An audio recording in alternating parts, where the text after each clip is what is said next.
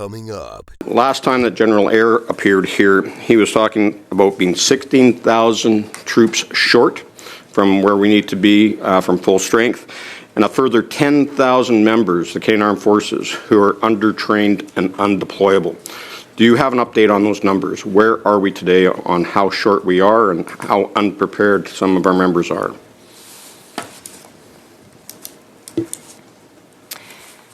We saw stories about soldiers and sailors and air people who had either lived in their vehicles or were couch surfing for lack of affordable housing, whether on base or off.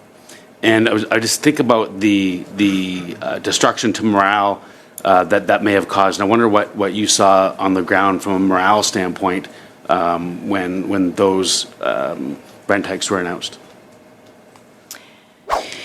What does strategic recruitment mean, and does it mean that there are still quotas? This guy's garage.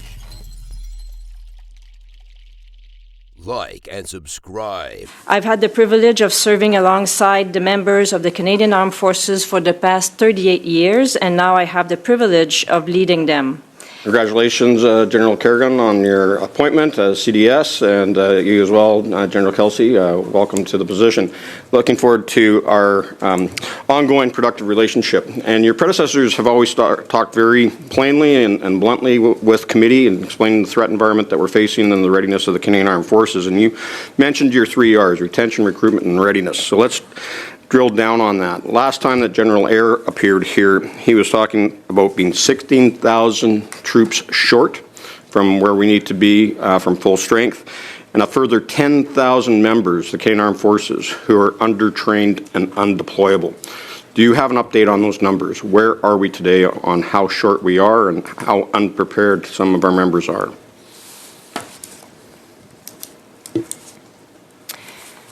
Thank you, Mr. President. So in terms of regular forces members, we are now at 63,622 in terms of numbers. And then reserve forces, 29,176 in terms of numbers, for a total of 92,798. And that's as of 31st of August. So the numbers do vary on a daily basis, but overall, when we are looking at our numbers and then the rate of attrition, we are fairly at a balanced number for this past year. So this year we are looking at recruiting to our maximum numbers of numbers, so it's 6,400. We are currently at 2,400 in terms of recruiting, with another 1,000 who have been made an offer to join. So we are roughly halfway within our strategic intake targets this year, and then we're tracking on that in that area. Just a clarification on the 6,400 max recruit. You've got 2,400 so far. Is that the maximum that we could put through at basic training at this point in time? At this point in time, yes. We are currently exploring ways of increasing that number as well. So I don't want to stop recruiting if more people come in, and then we can recruit them and make offers them to join the CAF. So we are exploring ways of expanding our basic military qualification as well as the rest of the qualification in terms of the various trades that we need to train people post basic military training.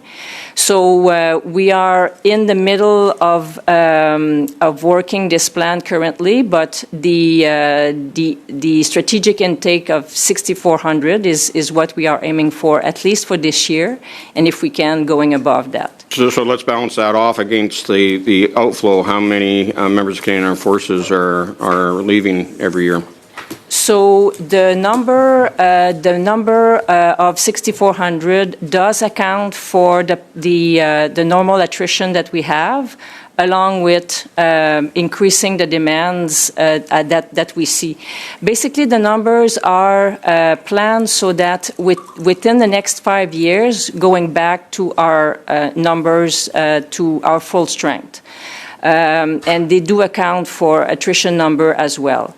But if we can do it faster, this is what we are aiming for as well at the same time. We had Professor Rob Hubert here on Tuesday, and he said that the state of military readiness in Canada hasn't been at this low level since 1938, going into World War II. You talked about readiness. We talk about resources, and the human resources, one side of that, and we're still short of the brave women and men who serve in the Canadian Armed Forces. We need more great Canadians to step up and serve. But you're also dealing with a budget cut. According to the numbers from the parliamentary library and the analysts that we have a committee here, the actual expenditures under the Department of National Defence and the Canadian Armed Forces is now under 1% of GDP at 0.95. And you're also dealing with a budget cut, which General Eyre just said was more than challenging. It was essentially undermining the ability for the armed forces to maintain a level of readiness. We're hearing stories about budget cuts impacting upon maintenance and overhaul of military equipment and being able to deploy that equipment. And we're also seeing the amount of training activity also on the decline. Can you comment on how that budget is impacting day-to-day operations? So we are currently working on a way ahead for the path to the 2% new investments coming into defense. So it's always a balance between being good custodians of public funds as well as increased investments. So those increased investments will allow us to invest into our recruitment processes, will allow us to invest in the people space, what we see in terms of housing, childcare, and so on. But on top of that, will allow us as well to create more operational readiness, so the sustainment and all of that. So it's a balance in between the two. Those investments basically are going in housing, and when there's no money in the DPU or in the budget for military housing this year, next year, and the year after that, and it's all backloaded in 3 years' time, and even that doesn't build the 6,700 residential housing units that the Canadian Armed Forces is short today. Unfortunately, we're going to have to leave the question and answer there. Just as a point of clarification, the 6,400 number that you used, is that a net number by the time you leave, number leaving and number recruiting, you're 6,400 ahead at the end of the year? No, so the strategic intake plan is based on the forecasted level of attrition. So we need to account for people who we are expecting will be leaving on an annual basis. And it's also based on the number of people we need for various trades within the forces. So with all of that together, we come up with the number of 6,400 in terms of strategic intake. It's also based on our capacity to train, basic military qualification, and then further down the training path for all of our personnel. In terms of the capacity as well to bring them to their qualification. So it does account for that. And then the path that we are on is we want to come back to our full strength within the next 5 years. So this is the number that will allow us to do that.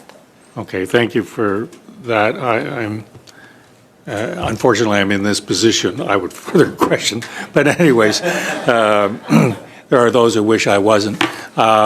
Mr. Pawlowski is not one of them. The problem doesn't seem to be people not wanting to join. My understanding, last year we had 70,000 plus applicants, and only about 4,000 were accepted.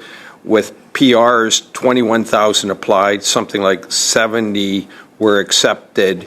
You talked about not lowering standards, but what kind of astronomical standards do we have that we're turning down 66,000 of 70,000 applicants, or they're not just getting through the process, or what's the problem, or what are we looking for that these people don't have?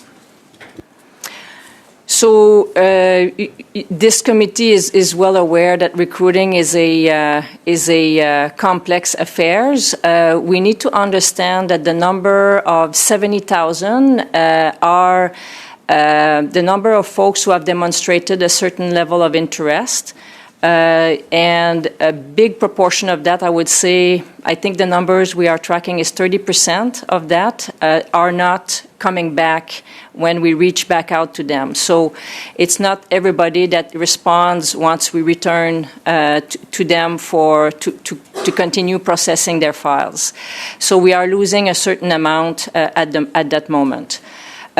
We are currently, this fall, we are reviewing the many processes and we are actually implementing those initiatives that will allow us to remove barriers and also create a more streamlined process for folks when they show up at the recruiting center.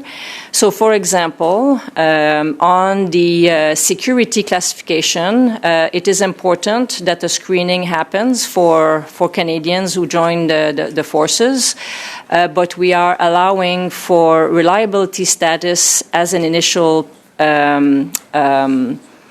recruitment standard, and then as people go through the basic military qualification, we keep working on their security level screening.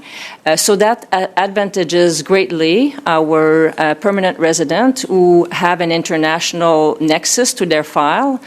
We got to be able to track where they've been before and so on and so forth. So that will enable our permanent resident as well to join, and then we will keep working on their security levels and screening as they are ongoing initial training. Thank you. Someone who knew something about the system and the recruiting suggested the problem was every time there's some new problem comes up with somebody in the military, they add another requirement in terms of recruitment. So as a result, over the years, we've just kind of added on requirement after requirement. So now it's so difficult to get people to pass all these requirements.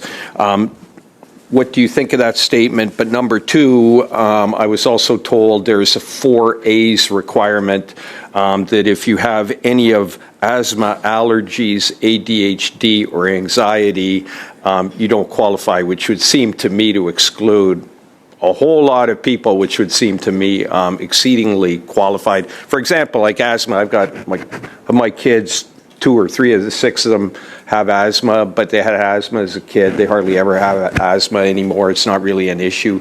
But the Army would seemingly say, no, you don't qualify, even though they might be stellar candidates. So two questions. One about, are there too many requirements? 2 about the medical requirements and the possibility of easing them.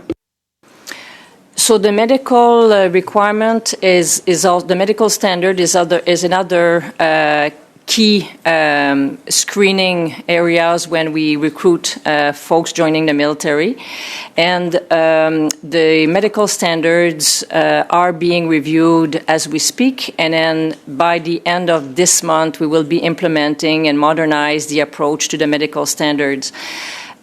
We realize that the diagnosis tools currently available in 2024 are greatly more sophisticated than they were 30, 40, or 50 years ago. Hence the requirement to modernize our standards to ensure that we recruit the Canadians that are available for service. And the 4 A's are definitely correct in terms of the area we are currently looking at. But in the next couple of months, we will be implementing new medical standards to account for the Canadians that are currently showing up at our door. Asthma or those type of conditions were not necessarily as strictly diagnosed many years ago. They are now, so hence the need to review our medical standards. 30 seconds. So are the 4As going out? Are you going to stop using the 4As requirement? So the 4As are being, of course, considered, but it's not a one-size-fits-all. So there will be an evaluation of the file conducted that is, again, taking the whole file into consideration, because this is not the only thing that needs to be considered as part of a potential candidate coming up at our door. A lot has been discussed in terms of the CAFD&D class action on sexual misconduct, which had a number of deliverables. The 5-year anniversary is coming up soon. We've heard a lot about the complex relationship with SRC. A lot of it has been positive. A lot of it has not been positive. The review needs to be more than just that box checking exercise. How do you plan to ensure that review goes forward in the serious manner with the trust that survivors need? Mr. President. Fortunately, Ms. Masson has left you a very few seconds to answer that question. Can you add that on to your second round of questions? That would be helpful. We're completed our first round. We're now on to our second round. Mr. Stewart, you have 5 minutes, please. Thank you, Mr. Chair. Thank you, General Carignan and Lieutenant General Kelsey. It's a pleasure to have you here, and thank you for the good work that you and the entire Armed Forces team does behind you. I want to think back to last winter when there was an announcement of rent hikes that were coming through for military housing that were to be effective April 1st. And around the same time, we saw stories about soldiers and sailors and air people who had either lived in their vehicles or were couch surfing for lack of affordable housing, whether on base or off. And I just think about the destruction to morale that may have caused. And I wonder what you saw on the ground from a morale standpoint when those rent hikes were announced. So, Mr. President, the housing and accommodation issues for our personnel is a key point for us. It's extremely important. Having been moved more than 13 times, if my count is correct, we understand the need to provide proper support for our folks who we are asking to serve and move regularly as part of their duties. So we do understand the need, and we do understand as well that the housing issues are also lived and experienced by Canadians as well overall. But we are putting forward many initiatives to enable the housing and enable our members to be more mobile. So currently we have a few things ongoing. We need to understand that we currently operate 11,700 residential house in 27 different locations for our members. We are building 1,400 new homes over the next 5 years on various bases.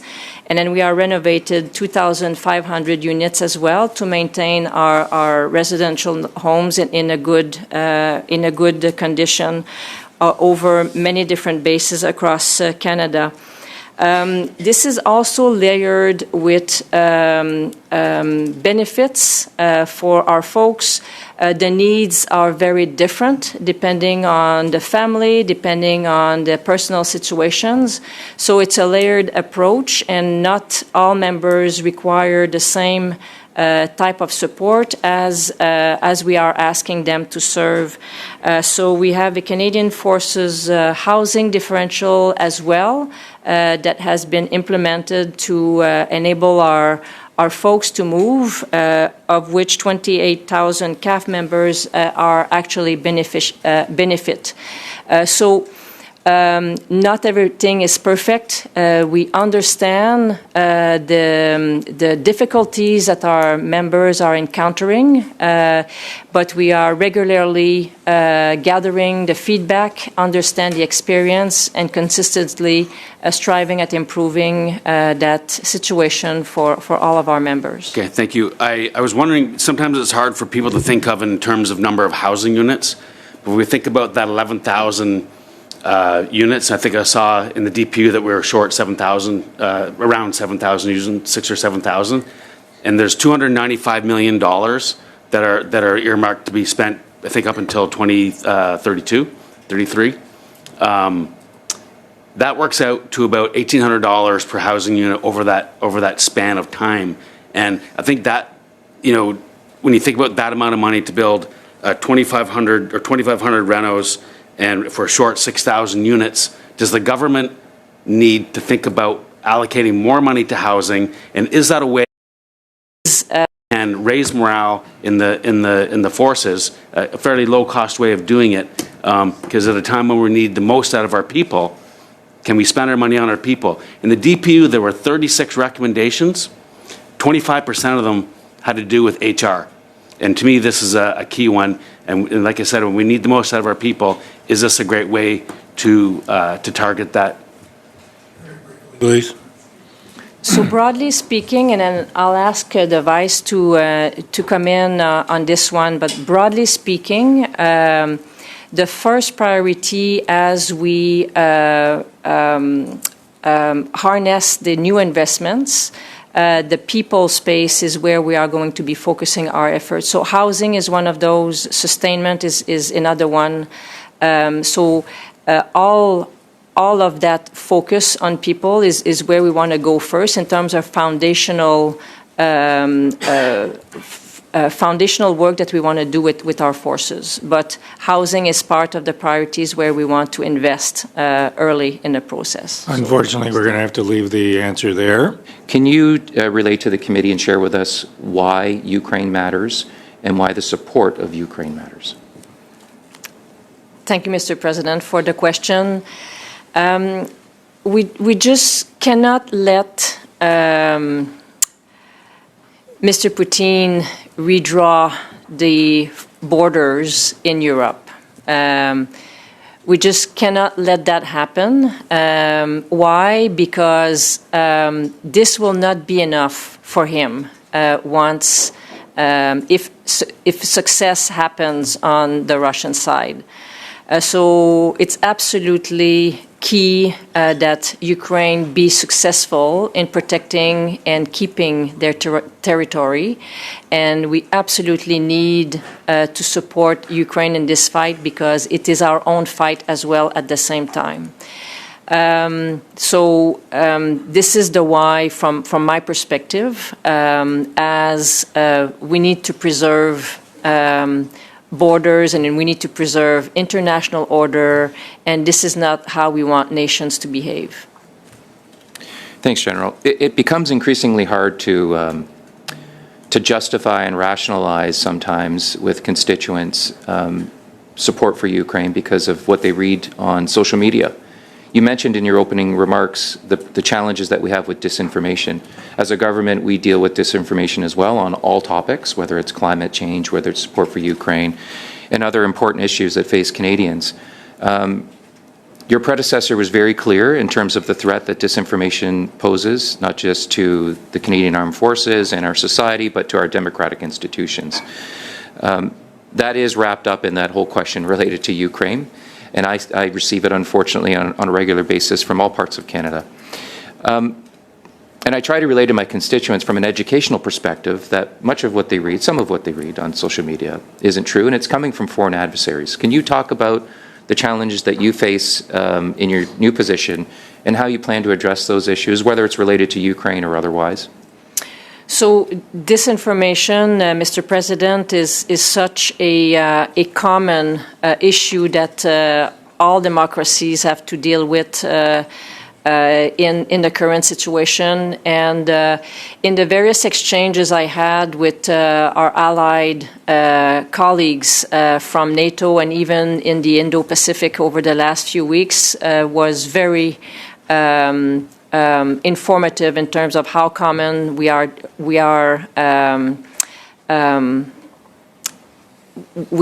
dealing with those issues.